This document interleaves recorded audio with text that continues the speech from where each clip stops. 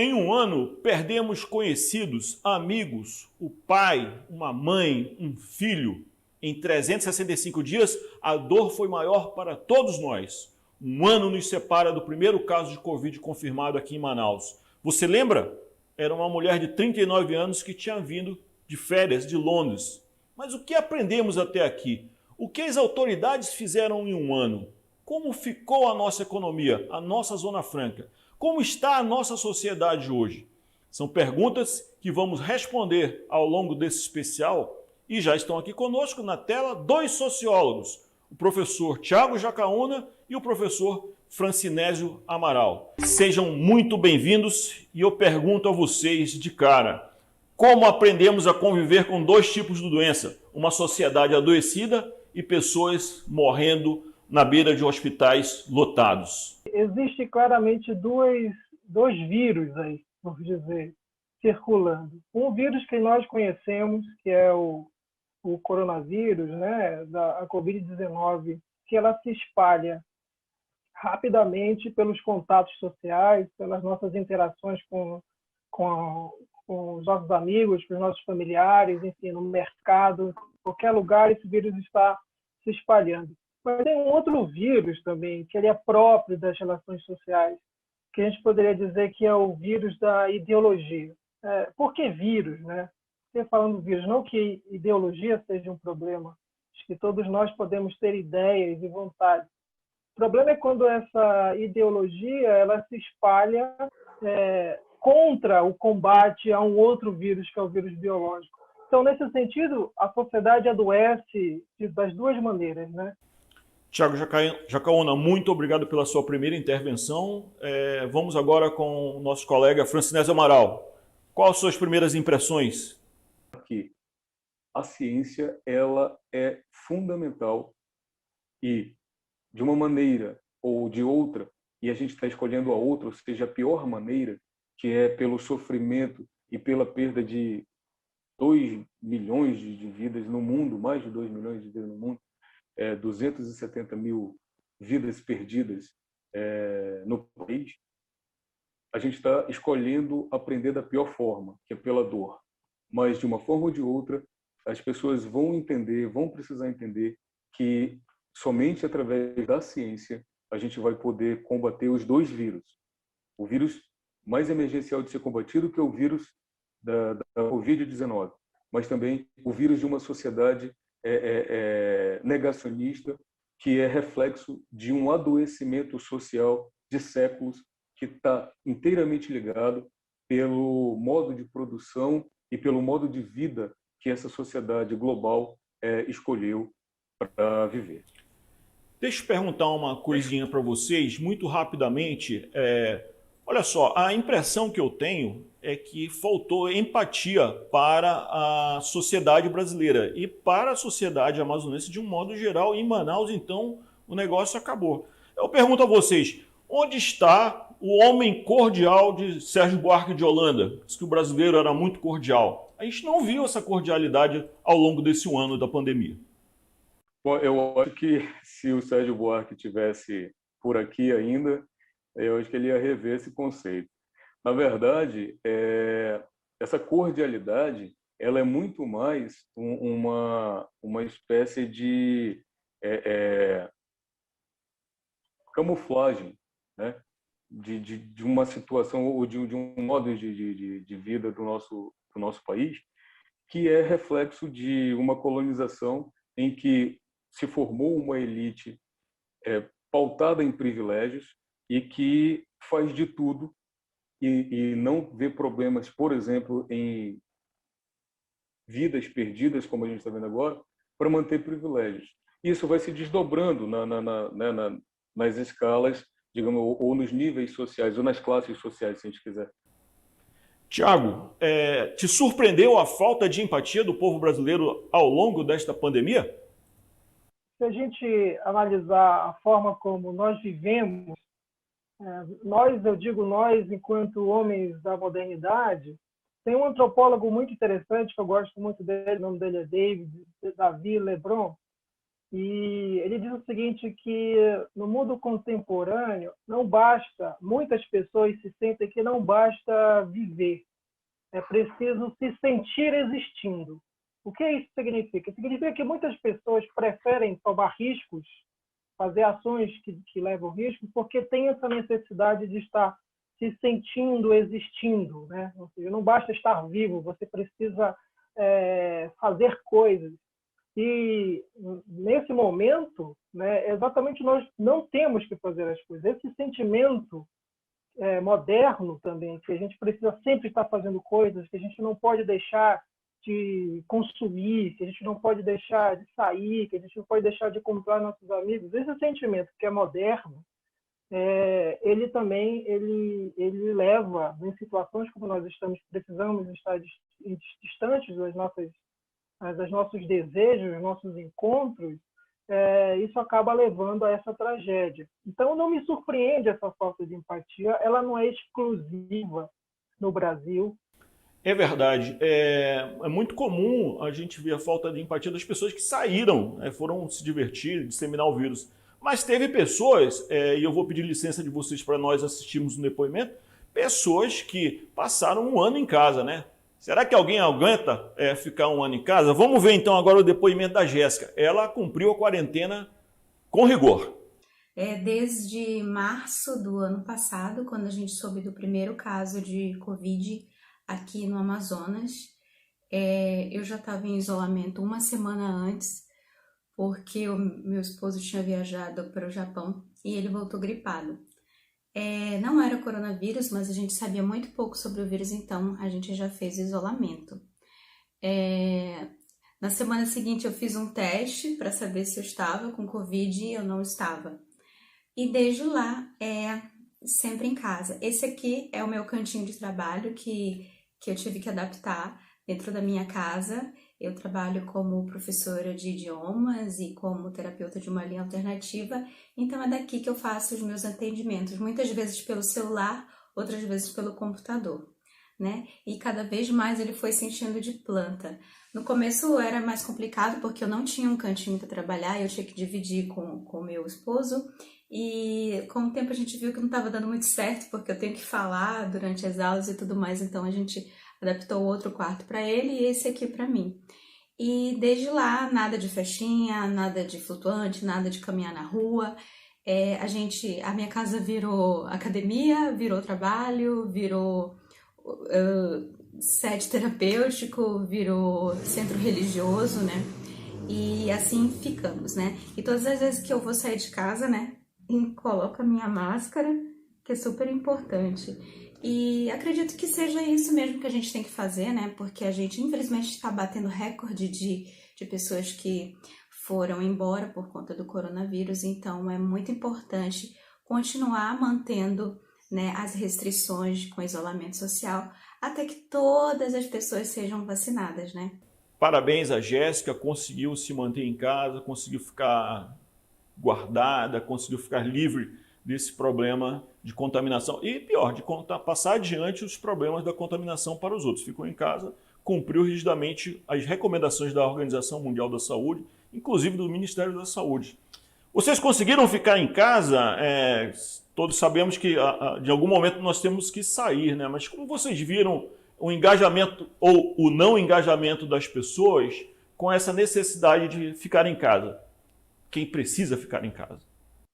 Tem um ponto que eu acredito que leva as pessoas a achar que é difícil, e parabéns para a Jéssica por ter conseguido e está conseguindo manter a quarentena, que eu tenho lembrado muito de um documentário chamado Servidão Moderna. Né? Infelizmente me falha a memória agora o nome do diretor, enfim. Mas tem um pouco a ver com essa dificuldade, que as pessoas acham que não podem ficar em casa. Isso se reflete principalmente nesses momentos em que se passou um tempo com alguma restrição e aí se libera de novo e sai todo mundo correndo feito louco para comprar, para consumir, para passear. É um pouco o que o Thiago estava falando, para existir. Deixa eu fazer uma pequena interrupção, Thiago, e mudando um pouquinho, o rumo dessa prosa, que é da pergunta inicial, eu te pergunto, você considera que a sociedade manauara, a sociedade amazonense, até mesmo a sociedade brasileira de um modo geral, compreendeu a letalidade dessa doença? Porque nós já estamos chegando a 300 mil mortes, devemos entrar no mês de abril com 300 mil mortes, e, no entanto, a gente ainda consegue ver festas clandestinas, aglomerações, gente que não está nem aí para o perigo que ronda, que está ali pertinho da gente. A sociedade compreendeu isso, Tiago?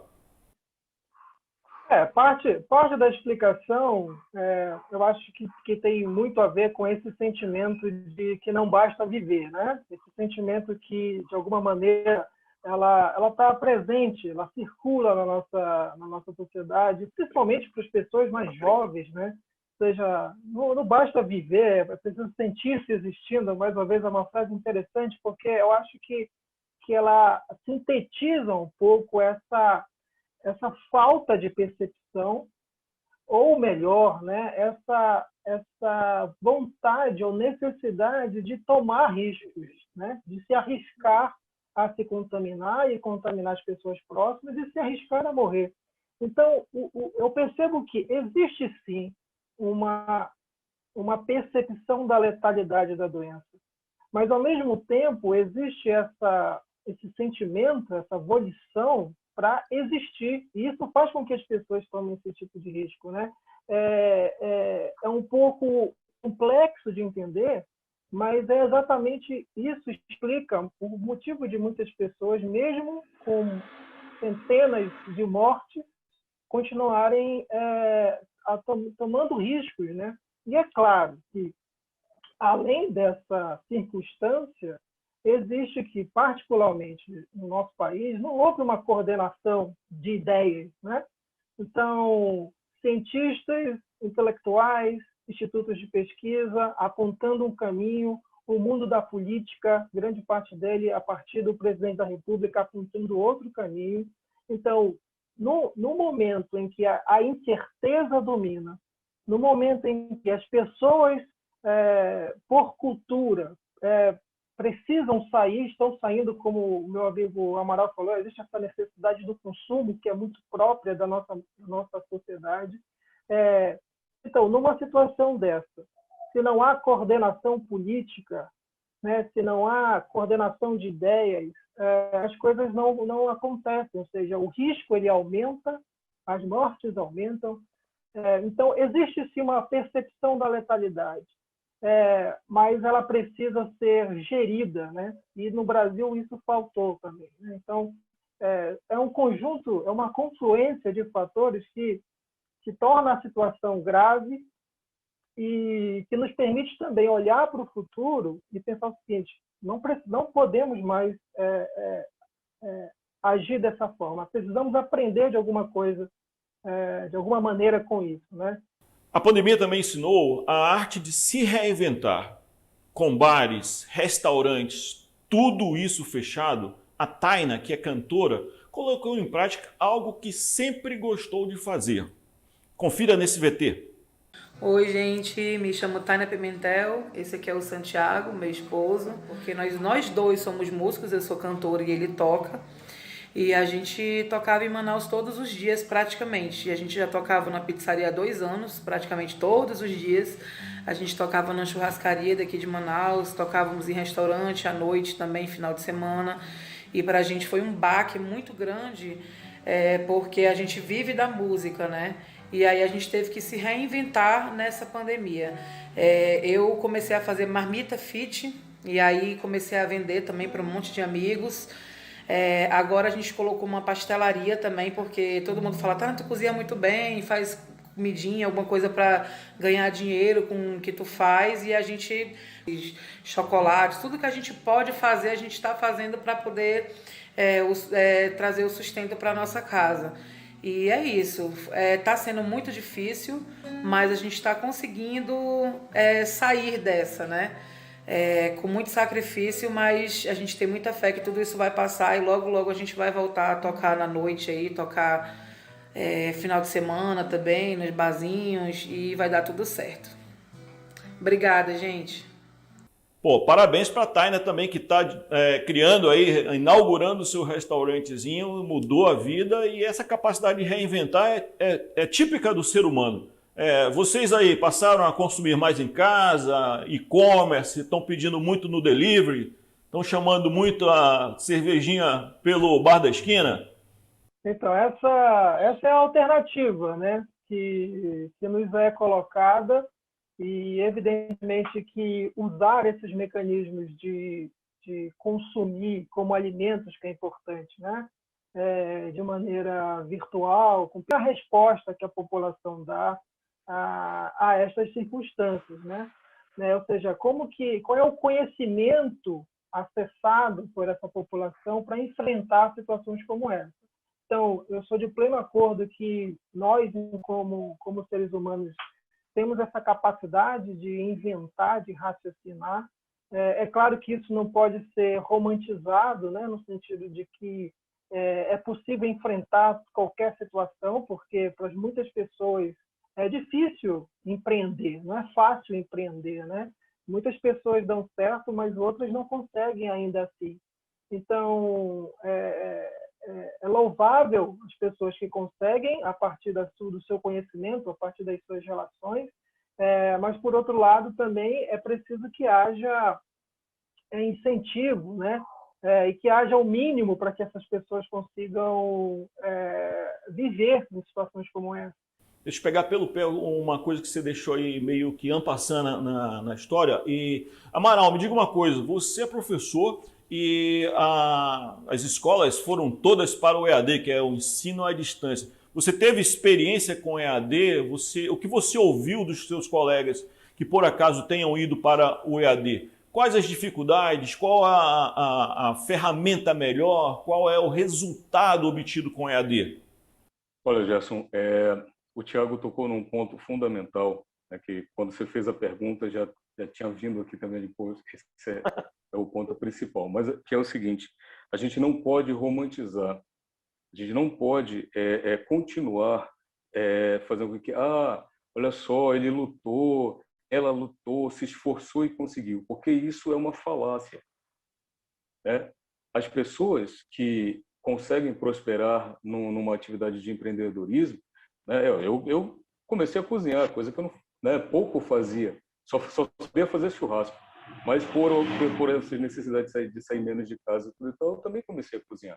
Mas isso não quer dizer, por exemplo, que eu pessoalmente me sinta com condições estruturais para fazer como a colega aí fez e começar a transformar esse hobby, digamos assim, ou essa estratégia de sobrevivência, pode ser transferido para o indivíduo. Esse problema ele é social, ele é do Estado. E aí vem o lance do auxílio emergencial, né? É o Estado que precisa prover os indivíduos em situações como essa e não dizer, cada um se vira. E quem for melhor, quem tiver mais habilidades empreendedoras, beleza. Se não tiver, beleza também, paciência, né? Isso é absurdo.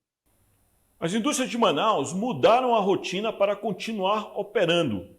Algumas chegaram a paralisar temporariamente as atividades. É o caso da Moto Honda. Quem vai entrar nessa conversa agora, com os dois sociólogos e você que nos acompanha, é o presidente do Centro das Indústrias do Amazonas, Wilson Périco, que mandou um vídeo para a gente acompanhar. Vamos ver agora, vamos assistir. Bom, nós estamos aprendendo ainda a lidar com esse imponderável, né? Ano passado, a indústria sofreu em outras cidades, outros estados do país, que dificultaram a entrega dos produtos que nós produzimos aqui.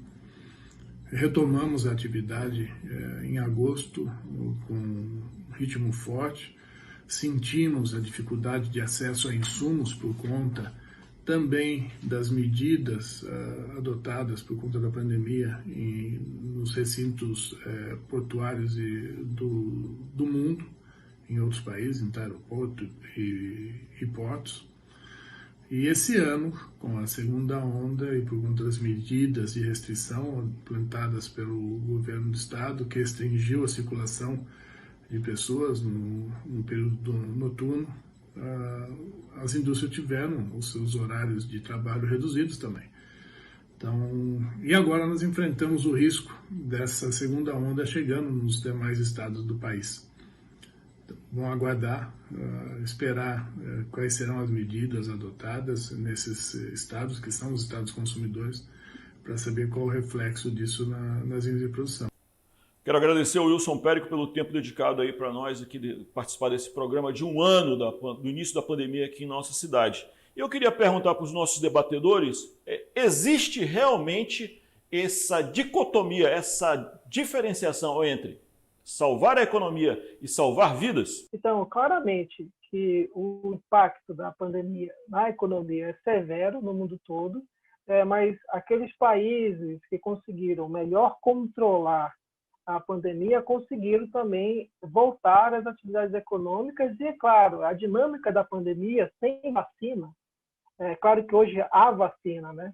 A ciência conseguiu formular uma vacina, mas quando, na ausência de vacina, a única alternativa que nós temos é o controle da circulação de pessoas, é o distanciamento social, é fechar as atividades econômicas para que esse vírus não espalhe. Então, isso é óbvio, né? Essa é uma situação que a humanidade já experimentou muitas epidemias. Isso que é o mais é o cúmulo da situação. Nós, enquanto espécie, já experimentamos inúmeras epidemias e não conseguimos aprender com elas. Então, colocar esse dilema de economia ou saúde é uma falácia que, infelizmente, ganhou terreno no Brasil e a gente sabe que não, né? Nós precisamos aprender com as boas experiências. A situação da Nova Zelândia é muito interessante, conseguiu controlar e, claro, volta à atividade econômica e, é claro, se houver algum tipo de aumento, se precisa se restringir, infelizmente, essa é a situação que nós não podemos escapar, né? Amaral, nós pagamos um preço por embarcarmos nesse falso dilema? Você concorda que é um dilema falso também? É um dilema falso, é uma falácia. Não ouçam o presidente, por gentileza. Embarcamos principalmente, Gerson, porque, historicamente, o Brasil nunca conseguiu desenvolver uma economia mais estruturada. E olha, a gente não está nem falando aqui de modelos de economia, do capitalismo, socialismo, nada disso. Só dentro do que é o geral, que é o capitalismo. Então, é sacrificante? Aí a gente volta no que a gente falou ainda há pouco, mas a elite não quer perder. Não quer perder um mês de lucro para poder voltar a ter lucro de forma contínua. Mas não quer abrir mão. E a gente chega em todo esse sofrimento que a gente está vivendo. Mas não é todo mundo que está sofrendo. Se você olha para o agronegócio, como o Thiago falou, a questão das exportações, o agronegócio está no mundo perfeito. O estoque interno, né? O que a gente está vendo agora? O preço da carne absurdo, mas por quê? Porque agora está liberado para toda a produção ser exportada. O que ele vai deixar aqui no mercado interno que é fraco, que é tímido, se ele pode exportar tudo, porque o dólar está alto? Então, todo mundo fala, o dólar está alto, está batendo... Ainda vivemos na segunda onda da Covid em Manaus, mas o governo flexibilizou o comércio, os serviços. Nós fomos perguntar, então, da Fundação de Vigilância em Saúde qual a real situação epidemiológica do nosso estado. Confira. Bom, em relação à pandemia de Covid-19 aqui no estado do Amazonas, infelizmente a gente já está há um ano vivenciando o curso da doença em nosso estado. Nós tivemos a primeira alça epidêmica, o primeiro caso diagnosticado no dia 13 de março de 2020. É um desafio que ainda permanece no sentido de ser enfrentado aí pela saúde pública do país e naturalmente no estado, com essa segunda alça em relação ao número de casos, né? Uma situação inimaginável vivenciada pelo estado do Amazonas. São mais de 5 mil óbitos pela doença só nesse início de ano, em janeiro, fevereiro e março. Infelizmente são dados difíceis de ser encarados, mas necessários de serem lembrados, uma vez que não são números, são vidas. E nesse sentido eu faço um apelo à população que mantenha as medidas de prevenção e controle da doença. Nós não podemos baixar a guarda nesse momento, apesar do número de casos, nós temos uma redução. O Brasil ainda enfrenta um grande desafio, um aumento de casos na maioria dos estados, e nós fazemos um apelo à população que mantenha as medidas de prevenção, o uso de máscara, evitar locais com aglomeração, fazer higiene. É possível nós ampliarmos aí o serviço e comércio, mas desde que as pessoas obedeçam às regras. Eu pergunto para vocês, quais lições tiramos deste um ano e como vamos sair dessa? A gente está vivendo um momento em que é mais do que necessário a gente prestar atenção para a coletividade. Isso não tem a ver com disputa ideológica, gente. Tem a ver com que a gente perceber que não vai dar para sair dessa sozinho, não vai dar para fazer como eu sempre fiz. Uma coisa que eu sempre disse desde o início da pandemia, o mundo que a gente conhecia acabou. Não tem essa de, vai voltar à normalidade. Não vai. A gente vai construir uma outra normalidade. Mas não é aquilo que foi. Aquilo que foi, acabou. Uma pandemia ela tem essa característica. Ela transforma estruturalmente as relações, transforma estruturalmente a vida. E a gente precisa urgentemente aprender isso. Internalizar que a gente está numa fase, nós que vamos conseguir passar por isso sem sucumbir, como os nossos amigos, nossos familiares, a nossa obrigação é compreender que a gente precisa, para não cair única e exclusivamente porque o que interessa para eles é a morte. Muito obrigado, Amaral. Gostei do cocardo garantido ali ao fundo. Professor Tiago, sua vez.